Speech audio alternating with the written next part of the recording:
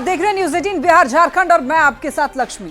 Gangster अमन साहू का chapter close हो गया है। झारखंड में आतंक का पर्याय बने गैंगस्टर अमन साहू को पुलिस ने एनकाउंटर में मार गिराया है।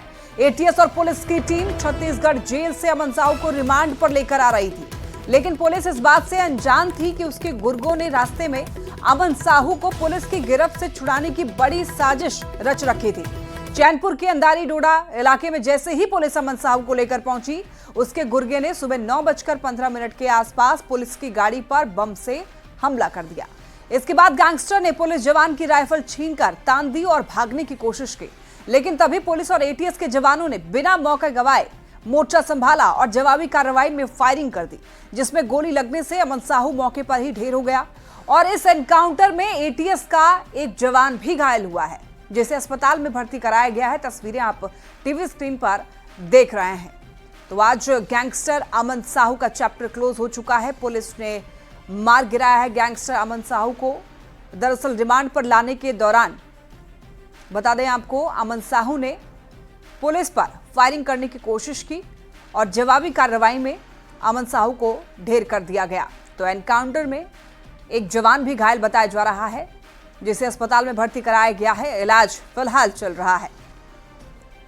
तस्वीरें आप टीवी स्क्रीन पर लगातार देख रहे हैं। लाल घेरे के अंदर जो तस्वीर आप देख रहे हैं, यही वो अमन साहू है जिसके डर से झारखंड थर्राता था एक समय में, लेकिन धीरे धीरे सरकार की कामयाबी की वजह से अमन साहू का चैप्टर क्लोज हो गया है। देखिए, झारखंड में आतंक का दूसरा नाम था अमन साहू। रांची में बुढ़मू के मतबे का रहने वाला था अमन साहू और अमन साहू पर दर्ज थे 100 से भी ज्यादा मामले। आपको ये बता दें कि गैंगस्टर लॉरेंस बिश्नोई का खास शूटर था और आपको ये बताते चलें कि हार्डकोर नक्सली भी रह चुका था अमन साहू। 2013 में अमन साहू ने अपना गैंग बनाया था और झारखंड के 10 से भी ज्यादा जिले में नेटवर्क जो है वो फैला हुआ था और 100 से भी ज्यादा मामले अमन साहू पर दर्ज थे। बताते चलें आपको, झारखंड के 10 से भी ज्यादा जिले में उसका नेटवर्क जो है वो फैला हुआ था। हार्डकोर नक्सली भी अमन साहू रह चुका है और रंगदारी और हत्या की दुनिया में बड़ा नाम था। आपको ये भी बताते चलें कि जेल में रहते हुए रंगदारी राज चलाया करता था और साल 2019 में पहली बार अमन साहू गिरफ्तार हुआ था और उसके बाद साल 2019 में ही 29 सितंबर को जेल से वो फरार हुआ। 3 साल के बाद जुलाई 2022 में दोबारा अमन साहू की गिरफ्तारी हुई थी। जिले के चैनपुर थाना क्षेत्र के अन्हारी ढोड़ा में, जहां पे आप देख सकते हैं कि ठीक यही वो घटना स्थल है जहां पे एटीएस की टीम जब अमन साहू को लेकर झारखंड आ रही थी रायपुर से, उसके बाद ये अन्हारी ढोड़ा जो जगह है जहाँ पे, चूंकि ये जंगलों से घिरा ये इलाका है और यहाँ पहले जो पुलिस पार्टी एसटीएफ की टीम जो अमन साहू को लेकर आ रही थी और उसी टीम के जिस गाड़ी में वो मौजूद था, उस गाड़ी में पहले बम से हमला होता है।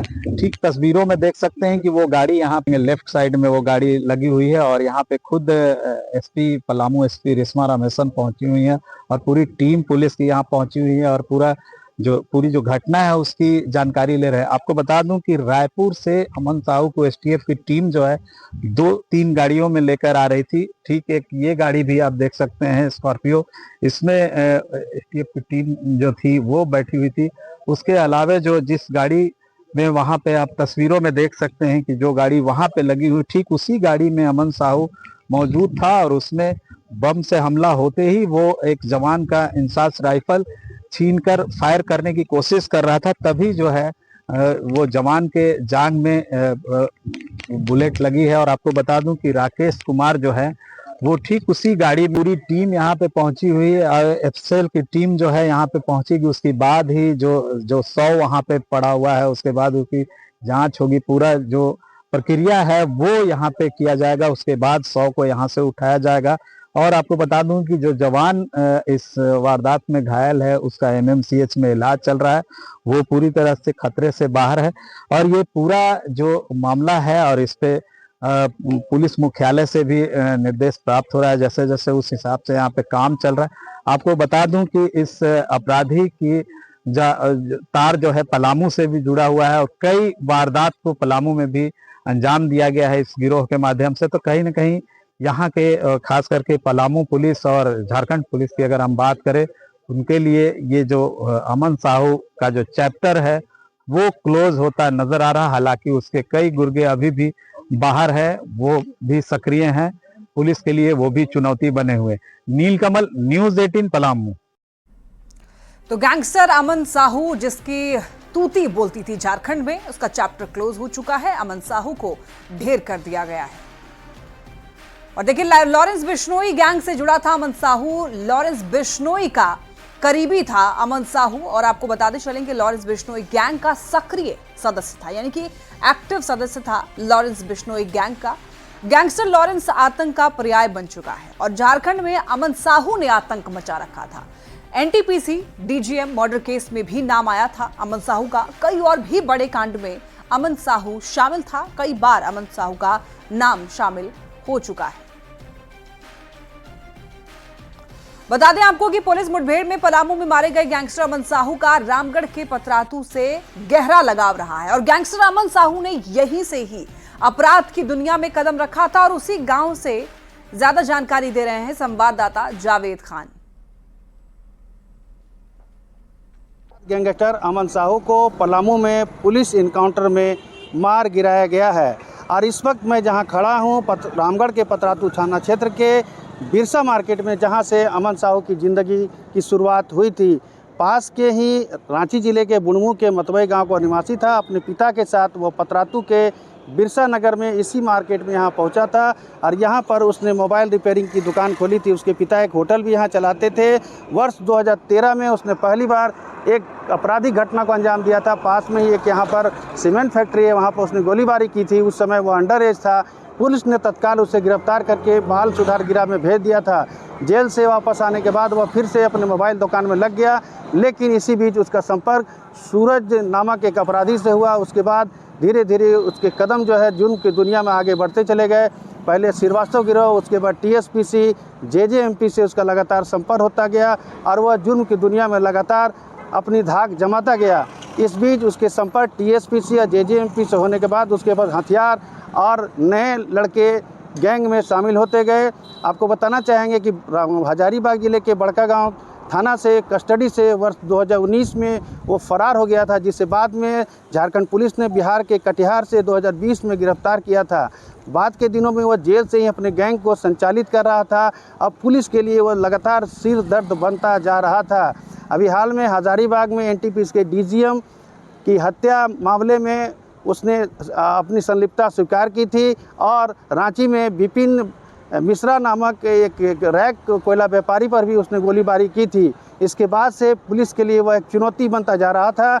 विपक्ष भी लगातार जो है सरकार को विधानसभा में घेर रही थी। ऐसे में पुलिस काफ़ी दबाव में थी और आज जैसे ही वह पुलिस का हथियार लेकर के भागने की कोशिश कर रहा था, पुलिस पे फायरिंग करने की कोशिश कर रहा था, तो पुलिस ने उसे इनकाउंटर में ढेर कर दिया। इस इनकाउंटर के बाद झारखंड के अपराधियों में दहशत का माहौल है। जावेद खान, न्यूज़ 18 रामगढ़। झारखंड में पुलिस के लिए चुनौती बने गैंगस्टर अमन साहू के एनकाउंटर पर नेताओं ने भी अपनी प्रतिक्रिया दी है। मंत्री सुदीप सोनू ने यह कहा कि जो भी कानून को चुनौती देगा उसे ऐसे ही जवाब मिलेगा। तो इधर बीजेपी विधायक अमित यादव ने भी पुलिस के एक्शन की तारीफ की और हेमंत सरकार को इसके लिए बधाई दी है। गैंगस्टर अमन साहू के ढेर हो जाने से अब हर तरफ इसकी चर्चा हो रही है और ऐसे में सरकार की तारीफ भी हो रही है। इतना जरूर कहूंगा कि विधि व्यवस्था सुदृढ़ रखने की जवाबदेही राज्य सरकार की है और विधि व्यवस्था कंट्रोल में रहनी चाहिए पूरी तरह से। देखिए, अपराधी जो होते हैं वो उसका कोई समाज और जात नहीं होता और प्रशासन पूरा मुस्तैद है। कहीं भी कोई इस तरह की घटना करेगा वो बचेंगे नहीं। मतलब सीधे अब सरकार और प्रशासन जो है एक्शन में आ चुके हैं। सरकार प्रशासन का काम ही है कि विधि व्यवस्था को बनाए रखना। ये लोग सीधे क्रिमिनल ग्रुप से जुड़ा हुआ लोग है और ये लोग बिश्नोई से भी जुड़ा हुआ है। तो वैसे लोगों को अगर खात्मा कर रही है हेमंत सरकार तो ये बहुत बड़ी बात है। आज तक तो योगी किया था, अब ये लोग भी शुरू कर दिया है। मैं सरकार को बहुत बहुत धन्यवाद देता हूं, बधाई देता हूं। और ये मर्दों वाली बात हुई, हेमंत की हिम्मत वाली बात हुई। और इसी स्टाइल में हेमंत सोरेन रहे, झारखंड से ये उग्रवाद आतंकवाद सब दूर होंगे। और हेमंत सोरेन जी को इस काम के लिए हम सभी विपक्ष उनके साथ हैं। इसी तरह आपको हिम्मत दिखाना होगा ताकि यहाँ पे जो छोटे मोटे उपद्रवी जो राज्य में अराजकता की स्थिति फैला के रखी हुई है, आपको यही काम पहले से करना चाहिए था। शायद आप देर कर दिए योगी के स्टाइल में आते आते हैं। अमन साहू एक एनकाउंटर में मारे गए हैं। मोटे तौर पर एक बात बिल्कुल स्पष्ट है कि रूल ऑफ लॉ प्रिवेल करेगा। झारखंड की धरती पर कानून तोड़ने वालों के विरुद्ध सरकार विधिसम्मत कार्रवाई करेगी और अपने नागरिकों की सुरक्षा के लिए सरकार कटिबद्ध है। तो झारखंड में पुलिस के लिए चुनौती बने गैंगस्टर अमन साहू के एनकाउंटर पर सत्ता पक्ष के साथ साथ विपक्ष भी इस प्रतिक्रिया सामने आ रही है, विपक्ष की भी। और देखिए इधर माले विधायक आरूप चटर्जी और विधानसभा में नेता प्रतिपक्ष बाबूलाल मरांडी ने भी पुलिस की इस कार्रवाई की प्रशंसा की है, तारीफ की है और आगे भी ऐसे अपराधियों को उनके अंजाम तक पहुंचाने की उम्मीद जताई है।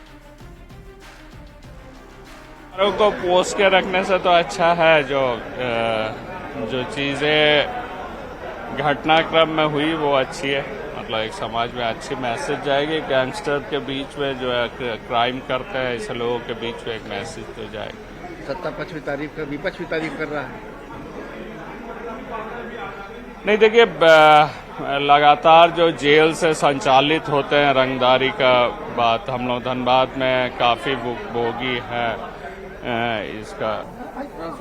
जब कोई भी अपराधी अगर पुलिस के ऊपर गोली चलाएंगे तो पुलिस तो चुपचाप यूं ही नहीं रहेगा, पुलिस भी गोली चलाएगी। और इसलिए इस प्रकार के अपराधियों का यही हश्र होता है।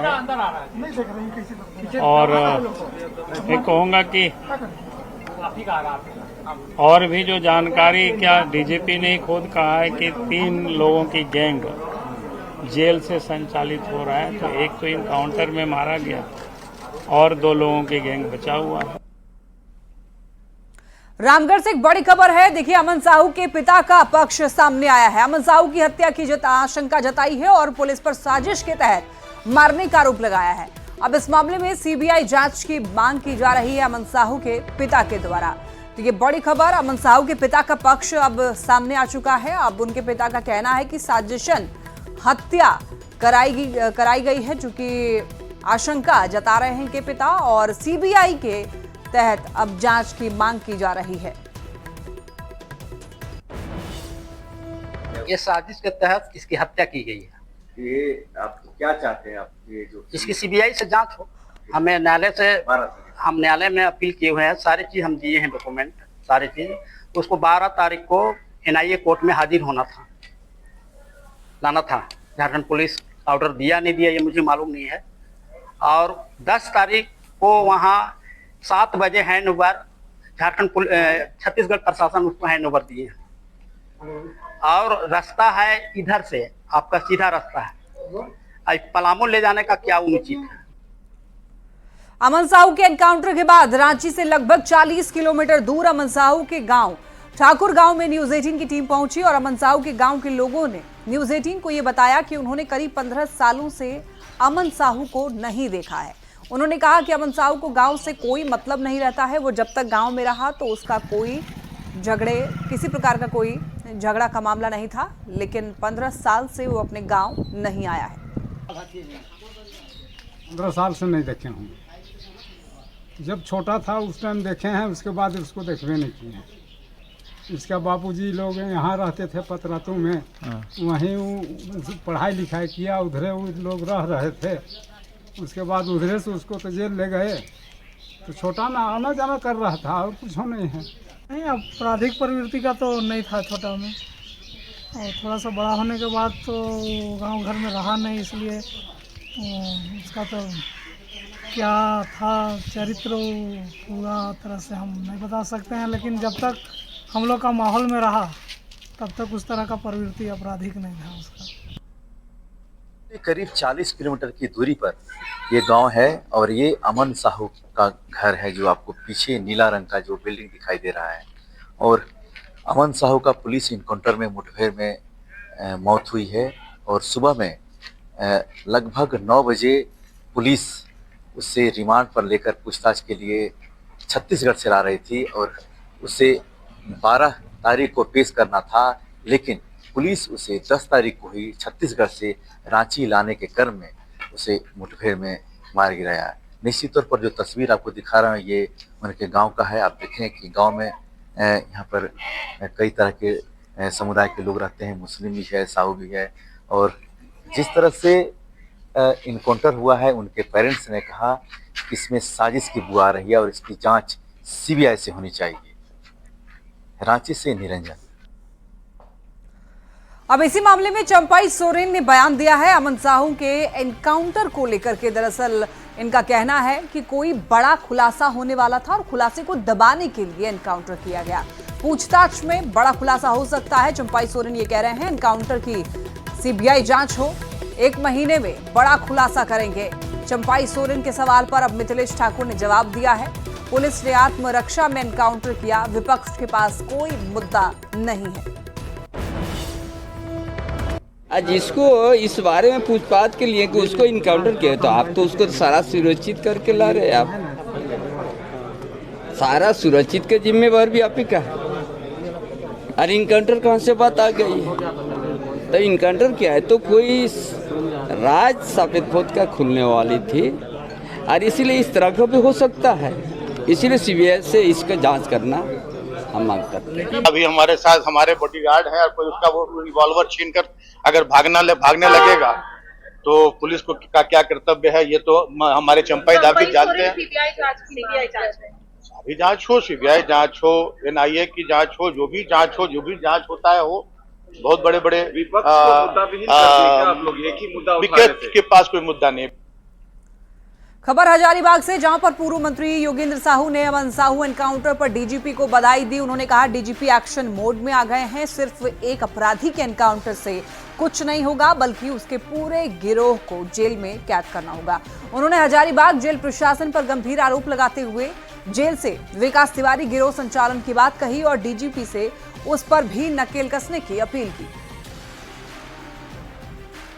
अपराधियों का खात्मा होना चाहिए, लेकिन उससे बड़ी चीज है कि हजारीबाग जेल में विकास तिवारी रह करके वहां से 10 लाख से 20 लाख रुपए तक देने की सूचना आती। 10 लाख से 20 लाख रुपया वहां जेलर और सुप्रिटेंडेंट को दे करके और वहां से संचालन जो कर रहा है फोन के द्वारा, और भुरकुंडा, पतरातू, बड़का गांव, ये रामगढ़, हजारीबाग, चतरा जिला में जितना भी हो रहा है, सबसे बड़ा क्रिमिनल तब यहाँ बैठा हुआ है। तो इसका खत्म होना चाहिए। ये सबसे बड़ा कैंसर है इन लोग, देश के लिए, राज्य के लिए भी, गांव के लिए। लोग दहशत में है। इससे बड़ी बात क्या चाहिए? तो बहुत बड़ा अचीवमेंट है और हम चाहते हैं कि अपराधियों का खात्मा होना चाहिए। और जो भी लोग अमन साहू तो वहां से लागे, लेकिन अमन साहू जो गैंग जो बाहर खड़े हुए उन लोग का सफाया मेन है। और दूसरा चीज है कि यहाँ पर जो विकास तिवारी जो जेल में बैठ करके ऑर्गेनाइजेशन चला रहा है यहाँ पर, तो इसको सफाया होना चाहिए। झारखंड के कुख्यात अपराधी अमन साहू के एनकाउंटर मामले में जमशेदपुर की बीजेपी विधायक पूर्णिमा दास ने भी बयान दिया है और पूर्णिमा दास ने यह कहा कि झारखंड पुलिस की बड़ी कार्रवाई देखने को मिली है और यूपी के सीएम योगी आदित्यनाथ का रोल मॉडल झारखंड में देखने को मिला है। राज्य में आपराधिक घटनाओं पर लगाम लगाने के लिए अधिकारियों को इसी तरह की कार्रवाई करनी होगी, ऐसा पूर्णिमा दास ने कहा है। और बहुत खुशी की बात है क्योंकि ये हमारी बहू बेटियों की रक्षा का पहला कदम होगा। अगर ऐसे ही एनकाउंटर हमारे झारखंड पुलिस करते रहे तो निसंदेह जो अपराधी जिनका मनोबल बढ़ा हुआ है वो तुरंत वहीं पे परास्त हो जाए। कोई कानून व्यवस्था के साथ खिलवाड़ करेगा तो उनके साथ तो यही हर्ष होना ही चाहिए। हमारे योगी जी जैसा कर रहे हैं उत्तर प्रदेश में, वही रूल को फॉलो करते हुए यहाँ हमें हमारी झारखंड पुलिस को भी वो करने की जरूरत है, जिससे बहुत ही अच्छा जो है एक संदेश भी हमारे झारखंड में तमाम जनता को जाएगा और जो अपराधीगण हैं वो भी अब सचेत हो जाएंगे। हजारीबाग पहुंचे झारखंड डीजीपी अनुराग गुप्ता ने एनटीपीसी के डीजीएम कुमार गौरव की हत्या को लेकर हाई लेवल बैठक की। कुख्यात अपराधी अमन साहू एनकाउंटर मामले में उन्होंने कहा कि छत्तीसगढ़ के रायपुर से एटीएस टीम की निगरानी में अपराधी अमन साहू को पेशी के लिए रांची कोर्ट लाया जा रहा था। इसी दौरान ये घटना घटी है। उन्होंने कहा कि झारखंड में बढ़ते अपराध पर पुलिस लगातार कार्रवाई कर रही है। डीजीपी ने साफ कहा कि अगर पुलिस पर अपराधी फायरिंग करेंगे और भागने की कोशिश करेंगे तो जवाबी कार्रवाई भी होगी। अमन साहू जो है वो मारा गया पुलिस का एनकाउंटर में, हमारा एक जवान भी उसमें घायल है, ये तो कंफर्म है। घटना की डिटेल्स अभी मेरे पास में नहीं है। अभी मैंने एक एसपी एटीएस को मैंने भेजा है पलामू, और वहाँ की एसपी भी उसको देख रही है, पूरा उसकी जांच हो रही है कि कैसे कैसे हुआ, क्या हुआ। उसको पूछताछ के लिए नहीं लाया जा रहा था, वो रायपुर जेल के में रायपुर के मामले में उसको जयपुर भेजा गया था, फिर एक झारखंड के कोर्ट में उसकी ट्रायल के लिए उपस्थिति थी, उसको उसके लिए लाया जा रहा था।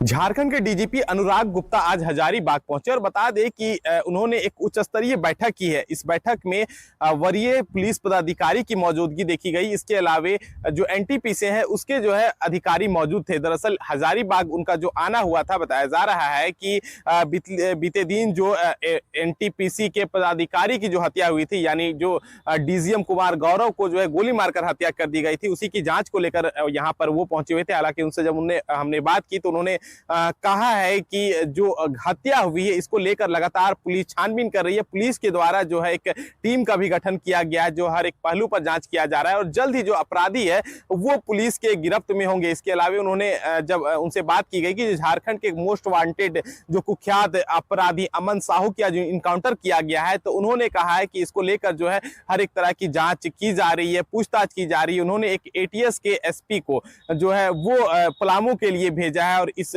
घटना की जो है वो जांच की जा रही। साथ ही उन्होंने कहा है कि अगर पुलिस पर अपराधी फायरिंग करेंगे, भागने का प्रयास करेंगे, तो पुलिस की जो है जवाबी कार्रवाई जो है वो फायरिंग ही हुई होगी। सुशांत सोनी, न्यूज़ 18 हजारीबाग।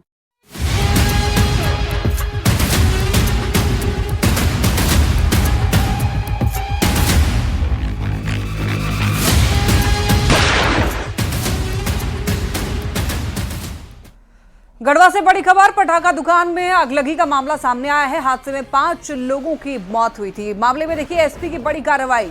रंका गोदरमाना प्रभारी लाइन हाजिर किए गए हैं। मकान मालिक पर भी केस दर्ज हुआ है। रंका के गोदरमाना में यह हादसा हुआ था और इसी के बाद आपको बताते चले प्रभारी को लाइन हाजिर किया गया है। मकान मालिक पर भी केस दर्ज हुआ है। हादसे में 5 लोगों की मौत हो गई थी। तस्वीरों में आप देख सकते हैं अगलगी की यह घटना। गढ़वा से ये खबर सामने आ रही है। तस्वीरों में आप देख सकते हैं किस तरीके से यहाँ पर अगलगी को बुझाने के लिए यहाँ पर लोग देखिए कोशिश कर रहे हैं। और आपको बताते चलें कि इस मामले के बाद में अब मकान मालिक पर भी केस दर्ज हो चुका है, कार्रवाई की जाएगी। रामगढ़ से बड़ी खबर, रजरप्पा मंदिर में लाठीचार्ज मामला। इस मामले को लेकर 2 सिपाही को लाइन हाजिर किया गया है और कल श्रद्धालुओं पर लाठी चलाई गई थी। मां छिन्नमस्ती के मंदिर में भीड़ उमड़ी थी। भीड़ नियंत्रण के लिए लाठीचार्ज यहां पर किया गया था और दूसरे राज्य से भी यहां पर श्रद्धालु पहुंचे हुए थे।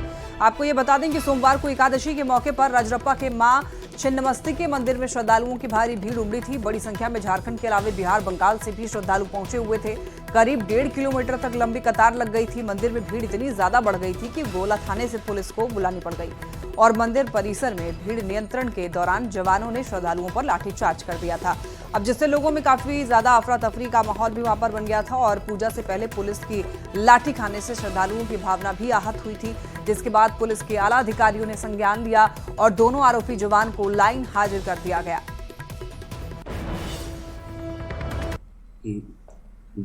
देखने से प्रतीत हो रहा है कि भीड़ को कंट्रोल करने के लिए आरक्षी के द्वारा उसमें छड़ी से ये किया जा रहा है। हमने उसकी थाना प्रभारी को अविलंब जैसी सूचना मिला, मैंने उसको इसके संबंध में उसकी जांच की। जांच से बात प्रकाश में आई कि 2 जवान हैं जो कि जैप से बिलोंग करते हैं और वहाँ पे प्रतिनियुक्त थे। आज उसको इमीडिएट उसको मेरे संज्ञान में आते हैं, अभी कुछ देर पहले ही उसको लाइन हाजिरी का तुरंत आदेश दिया गया है। रामगढ़ जिला के रजरप्पा स्थित मां छिन्नमस्तिका मंदिर में लाठीचार्ज का एक वीडियो सोशल मीडिया पर वायरल हो रहा है। उस वीडियो में दिख रहा है कि सुरक्षा में तैनात जवानों द्वारा श्रद्धालुओं को लाठी से पीटा जा रहा है। यह बहुत ही अशोभनीय घटना है और निंदनीय घटना है। मां छिन्नमस्तिका मंदिर में रामगढ़ के लोकल श्रद्धालुओं के साथ साथ दूसरे राज्यों से भी श्रद्धालु आते हैं। इस प्रकार की घटना से जिला का नाम खराब होता है, छवि खराब होता है। इसी के साथ बुलेटिन में इतना ही। तमाम खबरों के लिए आप देखते रहिए न्यूज़ 18।